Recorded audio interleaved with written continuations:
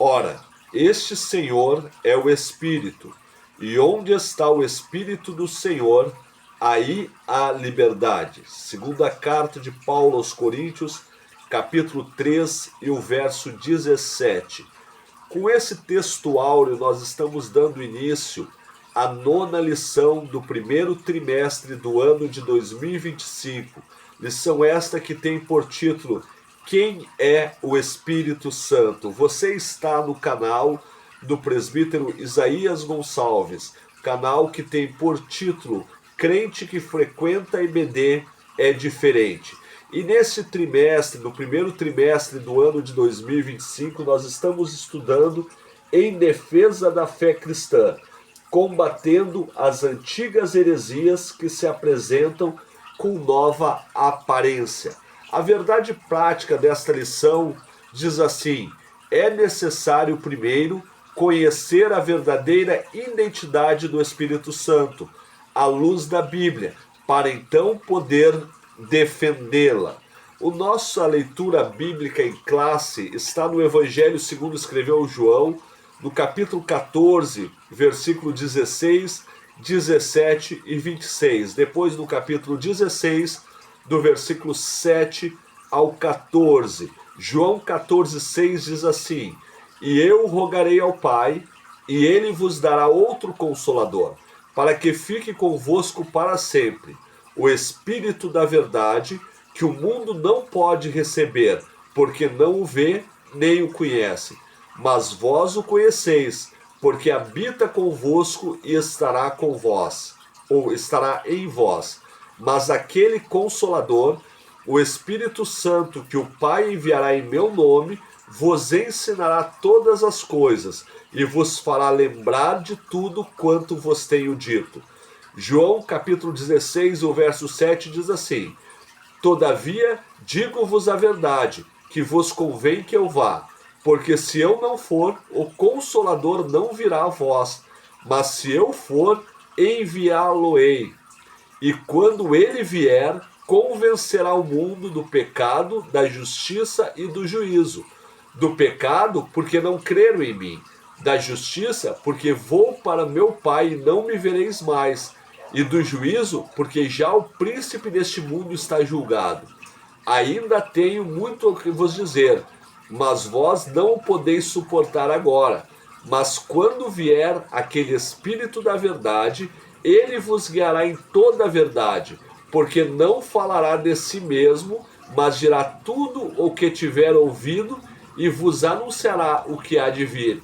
E ele me glorificará, porque há de receber do que é meu e vô-lo há de anunciar. A palavra-chave da nossa lição é o Espírito Santo.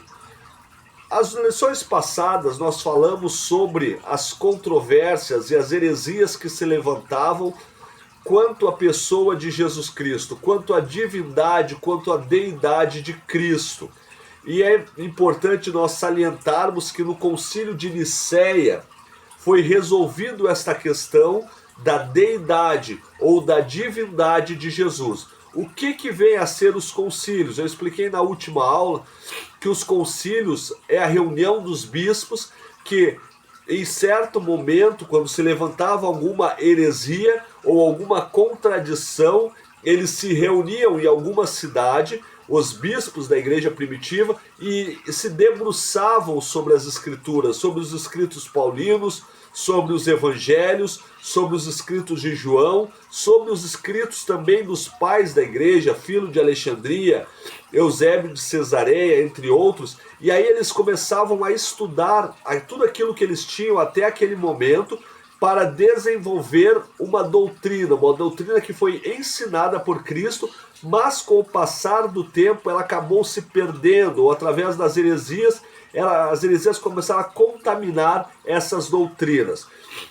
Então, no Concílio de Nicéia, a cristologia ela é definida através do homoousios, é um termo grego que vai dizer que Jesus é da mesma essência e substância do Pai, co-substância com o Pai. Então, neste ano ali do Concílio de Nicéia, por volta do ano de 321, depois de Cristo, foi definido a teologia da cristologia. Foi definido que Jesus Cristo era Deus, com a mesma essência, com a mesma substância, consubstancial com o Pai. Agora se levantou outra questão, a questão da terceira pessoa da Trindade, o Espírito Santo. E essa questão, ela durou um pouco mais de tempo, mais ou menos uns 200 anos, já no Concílio de Constantinopla, foi definido da mesma forma que a cristologia foi definida, baseada em cima dos estudos, dos livros, né? Dos evangelhos, das cartas paulinas, das cartas joaninas e de todos os escritos dos pais da igreja, chegou à conclusão no Concílio de Nicéia que Jesus Cristo era Deus.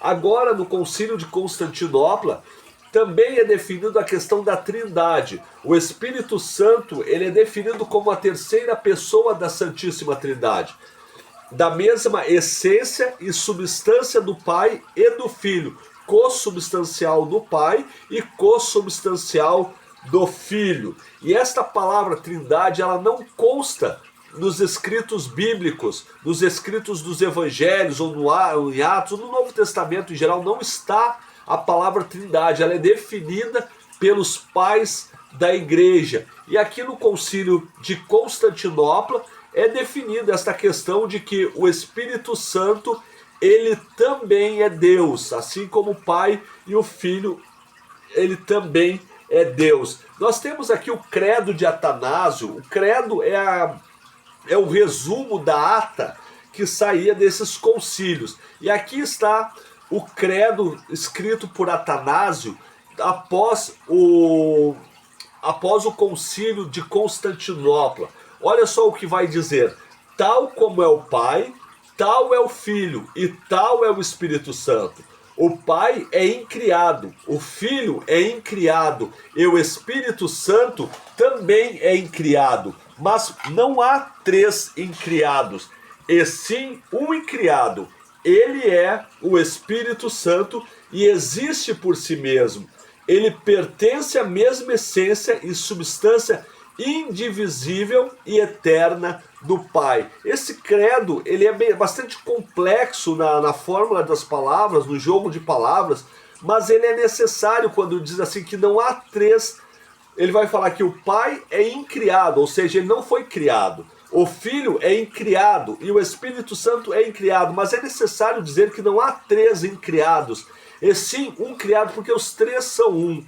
Se dissesse que cada um deles foi criado, foram incriados, ali poderia haver nesse jogo de palavras uma certa confusão em relação às três pessoas da Trindade. Mas aqui está dizendo que não há três incriados, um só é incriado, e é as três naturezas. Não são três pessoas, são três naturezas da mesma pessoa, né? Então aqui está o credo de Atanásio. Agora entrando no assunto da pneumatologia, e aqui nós precisamos falar sobre a etimologia da palavra. Pneumatologia significa, vem do grego, é um termo adotado da Septuaginta. O que vem a ser a Septuaginta?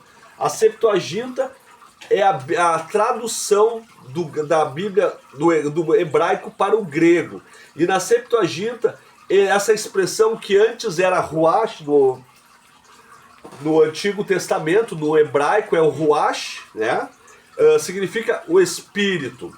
Agora ela vai ser traduzida pela palavra pneuma. Ela é uma mudança na palavra, né? Mas que vai significar a mesma coisa. O que vem a ser pneuma? Vento, sopro, espírito, espírito de um Deus, mente, né? Então aqui está a definição da palavra pneuma. E quando nós falamos de pneumatologia, nós estamos falando do tratado do Espírito de Deus. Ruach ou pneuma, ruach do hebraico, pneuma do grego.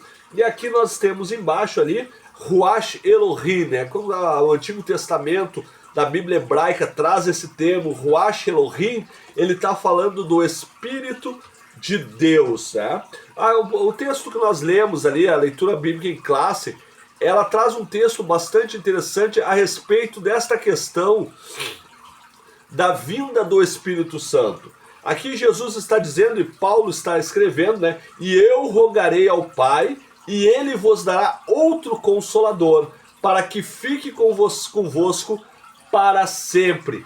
Esse termo aqui, outro consolador, nós teremos um entendimento melhor dele levando para o grego, né, na língua original. Por exemplo, esse outro consolador, usa-se a expressão allos paracletos, né? O que vem a ser o allos, para nós entendermos esse outro?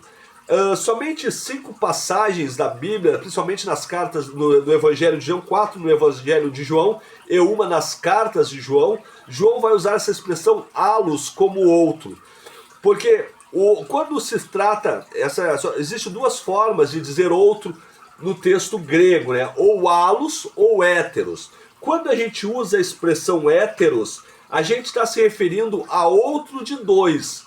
Um outro do usual ou diferente. A gente está tratando como outro de uma forma diferente. É como se nós dissermos que há 2 pessoas, nós vamos dar o João e o outro. O outro ele é diferente do João. E aí se usava a palavra héteros. Ela vai expressar uma diferença qualitativa. Outro do tipo diferente. Mas o texto de João aqui, quando ele vai falar, quando Jesus está dizendo que e ele vos dará outro consolador, ele usa a expressão allos, e aí é diferente. Allos é outro da mesma natureza, da mesma espécie, da mesma qualidade. Expressa uma qualidade numérica, outro do mesmo tipo. Então aqui o outro, no caso do outro consolador, está falando que nós tínhamos Jesus, mas Jesus está indo aos céus e está ficando no lugar dele outro, mas é outro da mesma natureza, outro da mesma espécie e outro da mesma qualidade. Aqui então é interessante essa diferença. E a outra palavra é paracletos. O que vem a ser o paracletos no grego, né? Usa-se essa expressão nas cortes de justiça para denotar um assistente legal, um advogado ou um defensor, né? Paracletos vem do grego defensor, advogado, intercessor, auxiliar e consolador. Aqui nós temos na tela a etimologia da palavra, né? Para ao lado de, próximo, e kaleo, chamar, convocar. Então quando o texto de João está dizendo allos paracleto, ele estava se referindo a outro do mesmo tipo que vem para defender, que vem para interceder e vem para consolar. Esta é a pessoa do Espírito Santo. Quando Jesus está subindo aos céus, Jesus depois da sua morte, ele fica 40 dias ainda instruindo os discípulos, depois do arrebatamento, né? Ou melhor, depois da ressurreição, ele fica 40 dias entre os discípulos, fica orientando, ensinando, e uma das orientações e dos ensinamentos que Jesus deixa para eles era esse. Ele dizia que eu vou para o Pai, mas vocês não vão ficar sozinhos. O allos paracleto vai vir para ficar com vocês todos os dias. Outro, o allos, da mesma espécie que eu, da mesma substância que eu, tão Deus quanto eu. E paracleto, outro consolador, né? Nós temos aqui o exemplo de uma heresia usada pelas testemunhas de Jeová, né? Que ensinam que o Espírito Santo ele é uma força ativa e impessoal, né? Mas agora nós vamos ver aqui, entender se o Espírito Santo, qual a forma que o Espírito Santo é representado na Bíblia. Vamos ver se ele é mesmo uma força ativa e impessoal, como dizem as testemunhas de Jeová, né? O Espírito Santo ele atuou literalmente em toda a Bíblia. Nós temos a participação do Espírito Santo. Nós podemos observar que no Antigo Testamento, quando o escritor, o copista, ele usa a palavra Ruach Elohim, na tradução para o português vai estar o Espírito com letra maiúscula. Ele está se referindo ao Espírito Santo. E nós vamos ver várias atuações do Espírito Santo já no Antigo Testamento. Mas nós podemos observar que de Gênesis e Apocalipse há a atuação do Espírito Santo. Por exemplo, Gênesis capítulo 1 e o verso 2 vai dizer que a terra era sem forma e vazia, e havia trevas sobre a face do abismo, e o Ruach Elohim se movia sobre a face das águas. O Espírito Santo está na criação, assim como Jesus também estava na criação. Tanto que quando Deus vai criar o homem, ele vai dizer, façamos o homem à nossa imagem e semelhança. E no Éden, depois que o homem peca, o que Deus vai dizer? Para que ele não seja igual a nós, Deus Pai, Deus Filho e o Espírito Santo que estavam na criação. Já no final dos textos bíblicos, lá em Apocalipse capítulo 22 e o verso 17 vai dizer, e o Espírito e a esposa dizem. Quem é a esposa neste contexto? Aqui no final do livro de Apocalipse nós já estamos falando de uma igreja pós-bodas do Cordeiro. A igreja já não é mais a noiva de Cristo, já é a esposa de Cristo. Então está se referindo à igreja. E o Espírito e a esposa dizem, vem. E quem ouve, diga, vem. E quem tem sede, venha. E quem quiser, tome de graça da água da vida. Apocalipse capítulo 22 e o verso 17. Então até aqui nós mostramos que o Espírito Santo ele é Deus, e aqui nós vamos dar mais argumentos para para essa verdade, né? Não é uma teoria, para nossa verdade, para essa verdade. A sua deidade, atributos e obra, né? Aqui nós vamos continuando aqui. A sua deidade, por exemplo, o Espírito Santo, ele é Deus. Olha o que diz aqui o texto, né? A divindade do Espírito Santo ela é revelada na Bíblia de maneira que os nomes de Deus e o Espírito Santo aparecem sempre de forma alternada, tanto no Antigo Testamento como no Novo. E aqui nós temos o exemplo, né, de Sansão. O Espírito Santo é Javé na vida de Sansão. Juízes capítulo 15, o verso 14, começa dizendo assim, o Espírito do Senhor se apossou dele. Se apossou de quem? De Sansão, né? Mais adiante, depois da traição de Dalila, o que o mesmo texto vai dizer? A mesma perícope vai dizer lá em Juízes 16, 20. Não sabia ele que já o Senhor se havia retirado dele. O Senhor aqui está se referindo ao Espírito Santo que está lá no início lá da perícope do texto, né, em Juízes 15, 14. Então, a Bíblia vai mostrar várias vezes os textos, tanto do Antigo como do Novo Testamento, tratando o Espírito Santo como o Senhor. Nós podemos até lembrar de Átila e Priscila, né, aquele casal que mentiu sobre a quantia de uma propriedade que eles tinham vendido, né? E ali o que eles pecam, né, gravemente. O que Pedro vai dizer, né? Quando eles mentem ao Espírito Santo, o que Pedro vai dizer? Olha, o pecado de vocês é grave, porque não mentistes para os homens, mas mentiu para Deus. Mas eles tinham mentido ao Espírito Santo, e Pedro está falando que eles mentiram para Deus. Essa é a deidade do Espírito Santo. Passando mais adiante aqui, os seus atributos, né? A divindade do Espírito Santo, ela é revelada na Bíblia também através dos seus atributos divinos, como acontece com o Senhor Jesus Cristo, né? Nós estudamos em algumas duas aulas passadas sobre os atributos comunicáveis e os atributos incomunicáveis de Deus, né? O que são os atributos comunicáveis? É tudo aquilo que Deus nos ensinou e deixou para nós para usarmos, né? Por exemplo, o amor, a paz, vários sentimentos que Deus nos ensinou e nós usamos eles até hoje. Mas existem os atributos incomunicáveis, né? Os atributos comunicáveis são aqueles que Deus não permite que nós usássemos, porque isso vai vai qualificar a divindade, né? E o primeiro atributo é a onipotência. O que vem a ser a onipotência, né? Deus tem todo o poder. E nós mostramos naquela aula todo o poder através da figura de Jesus. Agora nós vamos mostrar que o Espírito Santo também ele é dotado dos atributos incomunicáveis, porque ele é Deus, né? Então aqui Romanos capítulo 15 e o verso 19 diz assim, ó: pelo poder dos sinais e prodígios e pelo poder do Espírito de Deus. É um poder que é todo poder, que é uma plenitude, né? É o primeiro atributo incomunicável do Espírito Santo, é a onipotência. Também temos a onipresença, né? O Espírito Santo, ele está em todos os lugares, né?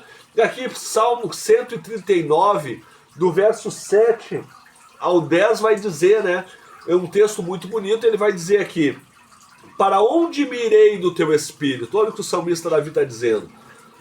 Ou para onde fugirei da tua face?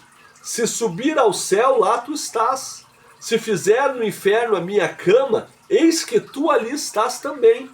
E se tornar as asas da alva, e se habitar nas extremidades do mar, até ali a tua mão me guiará, e a tua destra me susterá, ou me sustentará. Salmo 139, versos 7 ao 10. Neste verso está mostrando a onipresença do Espírito Santo. Davi, o salmista Davi está dizendo, olha, não tem como fugir da tua presença. Se eu fizer minha cama lá no céu, lá tu estás. Se eu fizer lá no profundo do mar, lá tu estarás. Então, não tem como fugir da presença do Espírito Santo. Então, aqui nós mostramos o segundo atributo incomunicável do Espírito Santo, que é a onipresença. A onisciência também é um atributo incomunicável do Espírito Santo. 1 Coríntios capítulo 2, verso 10 e 11 diz assim: mas Deus nolas revelou pelo seu Espírito, porque o Espírito penetra todas as coisas, ainda as profundezas de Deus, porque qual dos homens sabe das coisas do homem, senão o Espírito do homem, que nele está? Assim também ninguém sabe as coisas de Deus, senão o Espírito de Deus, né? O Espírito Santo, ele sabe todas as coisas também, assim como Deus Pai, assim como Deus Filho. O Espírito Santo também tem esse atributo incomunicável, que é a onisciência, e também tem a presciência, né? Ele sabe antes do que vai acontecer, né? Antes do que vai acontecer. O quarto atributo, claro que atributos incomunicáveis são muitos, né? Mas aqui na nossa lição nós conseguimos botar 4 para explicar um pouco dessa questão apenas, né? Mas o quarto atributo incomunicável do Espírito Santo é a eternidade. Olha o que diz o escritor aos Hebreus, capítulo 9 e o verso 14. Quanto mais o sangue de Cristo, que pelo Espírito eterno se ofereceu a si mesmo, imaculado a Deus, purificará as vossas consciências das obras mortas, para servirdes ao Deus vivo. Aqui está falando da eternidade do Espírito Santo. O Espírito, com letra maiúscula, é eterno, eterno e infinito, né? Não foi feito, não foi criado, ele foi gerado, né? Num termo de... Antes de tudo que acontece, antes de todas as coisas, o Espírito Santo, assim como o Filho e como o Pai, eles já são antes dos tempos, antes da eternidade, antes do infinito, né? Assim é a eternidade de Deus, do Espírito Santo e do Filho, do Deus Filho. As obras de Jesus, do Espírito Santo, né? Nós temos várias atuações do Espírito Santo, são inúmeras as obras de Deus efetuadas pelo Espírito Santo. Ele gerou Jesus Cristo, aqui está falando, né, da figura humana de Jesus, não do Deus Filho, mas da figura humana no ventre de Maria, né? Ele dá a vida eterna, guia o seu povo, né? Ele é o Senhor da igreja, é o santificador dos fiéis.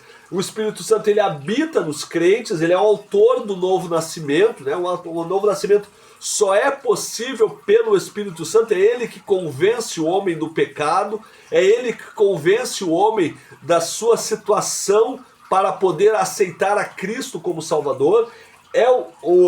Também é o autor da vida e é o distribuidor dos dons espirituais. 1 Coríntios, capítulo 12, versos 7 ao 11, mostra ali Paulo falando da diversidade dos dons, e quem distribui esses dons é o Espírito Santo, né? Nós temos agora aqui uma parte também interessante, o modo de operação do Espírito Santo, né? Tanto no Antigo como no Novo Testamento há uma diferença. No Antigo Testamento, a sua manifestação na vida individual era algo raro. Ele vinha, depois voltava. O que o autor está querendo dizer aqui? Que no Antigo Testamento, Deus ele tem o seu plano, né? E os seus planos de ação. E o Espírito Santo ele se apoderava de algumas pessoas para realizar esta missão, mas ele não ficava nessa pessoa. Ele se apoderava e voltava para o céu. E nós temos vários exemplos aqui disso, diferente da atuação do Novo Testamento, né? Por exemplo, nos 70 anciões, o texto de Números, capítulo 11 e o verso 25 diz assim: então o Senhor desceu na nuvem e lhe falou, e tirando do espírito que estava sobre ele, o pôs sobre aqueles 70 anciões. E aconteceu que, quando o espírito repousou sobre eles, profetizaram, mas depois nunca mais. Lembram dos 70 anciões, né? Quando Jetro falou para Moisés: Moisés, tu não vai conseguir gerir esse povo sozinho. Então nomeie, né, 70 discípulos ou anciões para te ajudar nessa tarefa. E aqui nesse texto está dizendo que o Espírito do Senhor, ele se apossou deles, eles profetizaram, né? Mas depois nunca mais aconteceu. É aquilo que nós estávamos falando, né? De uma atuação temporária do Espírito Santo sobre a vida das pessoas do Antigo Testamento. Nós temos também aqui o exemplo de Sansão, Juízes capítulo 14 e o verso 6. Olha o que vai dizer o texto. Então o Espírito do Senhor se apossou dele tão poderosamente que despedaçou o leão, como quem despedaça um cabrito, né? Aqui nós estamos vendo a situação em que Sansão ele vai trucidar, né, despedaçar um leão, mas isso acontece somente porque o Espírito Santo se apoderou dele. Se não fosse isso, o leão certamente teria vencido, né? Mas é a atuação, a possessão do Espírito Santo sobre a vida de alguns homens do Antigo Testamento. Nós temos também o caso de Saul, né? 1 Samuel 10:10 vai narrar essa questão, né? E chegando eles ao outeiro, eis que um grupo de profetas lhe saiu ao encontro. E o Espírito de Deus se apoderou deles, se apoderou de Sansão e profetizou no meio deles. Mas foi um momento, né? Foi temporário, né? Tanto que depois Saul teve toda aquela questão. No final da sua vida ele entristeceu a Deus e acabou naquela situação. Mas teve uma atuação de apoderamento do Espírito Santo sobre a vida dele. Nós temos também aqui o caso de Davi, né? Davi, 1 Samuel 16:13, aqui nós vamos notar uma diferença nessa atuação, mas eu já vou explicar por que dessa diferença. O que diz o texto, né? 1 Samuel 16:13. Então Samuel tomou o chifre de azeite e ungiu a Davi, né, no meio de seus irmãos. E desde aquele dia em diante o Espírito do Senhor se apoderou de Davi.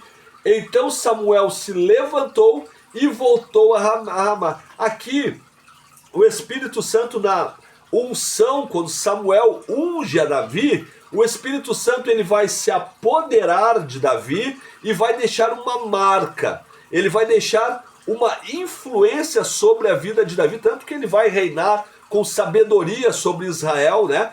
com uma unção do Espírito Santo, mas não que o Espírito Santo ficasse na vida de Davi todos os momentos. Claro que Davi teve vários momentos que foi apoderado, o Espírito Santo se apossou dele, né? Nós podemos até lembrar ali quando ele tocava aquela harpa ali, quando Saul estava bem atormentado, chamava-se Davi, ele tocava a harpa e o Espírito do Senhor fazia com que Samuel se acalmasse, né? Então, mas são possessões temporárias sobre vários homens. Nós tivemos outros exemplos aqui, nós não vamos ler, né? Também temos o exemplo de Otiniel, dos juízes, né? Jefité, também seriam esses dois que eu não citei, né? Mas tem vários casos de apoderamento do Espírito Santo, mas precisamos entender que são apoderamentos temporários. O Espírito Santo ainda não desceu para ficar com a igreja, digamos, podemos dizer assim, né? Nós temos agora a atuação do Espírito Santo no Novo Testamento. Preciso abrir um parênteses para falar do Espírito Santo na vida de Jesus, que é um intermediário sobre o Antigo Testamento e o Novo Testamento. Nós temos ali no batismo de Jesus, quando Jesus está nas águas do Jordão, ele vai ser batizado ali, a Trindade ela se apresenta, o Deus Filho sendo batizado, né? O Deus Pai dizendo dos céus, né? Bradando dos céus, este é meu Filho amado em quem eu me comprazo, e o Espírito Santo que desce sobre Jesus como uma pomba. É como, né, meus irmãos, não é uma pomba, né? É como se fosse, é um método para o leitor entender como o Espírito Santo desceu sobre Jesus. E o Espírito Santo ele vai ficar sobre Jesus, por quê? Porque Jesus era Deus, né? Nós estudamos na aula passada que Jesus ele não usa os atributos divinos, mas ele tem a sua disposição. Então o Espírito Santo ele vai estar com Jesus durante todo o processo, tanto que Jesus curava pela ação do Espírito Santo, Jesus libertava, Jesus andou sobre as águas. Por quê? Porque ali ele vai usar os atributos divinos, mas 90% das vezes ele só usava os atributos humanos do próprio Jesus, né? Tanto que ali, quando ele se apresenta na sinagoga, o que ele vai dizer, né? Parafraseando o profeta Isaías, ele vai dizer que o Espírito do Senhor se apossou de mim, está sobre mim. Então Jesus era uma exceção, né? O Espírito Santo ele desceu sobre Jesus no dia do batismo e ficou em todo o ministério de Jesus. Mas nós temos também a atuação do Espírito Santo no Novo Testamento sobre a igreja, começando sobre os apóstolos, né? O Novo Testamento ele registra o início da dispensação da plenitude do Espírito.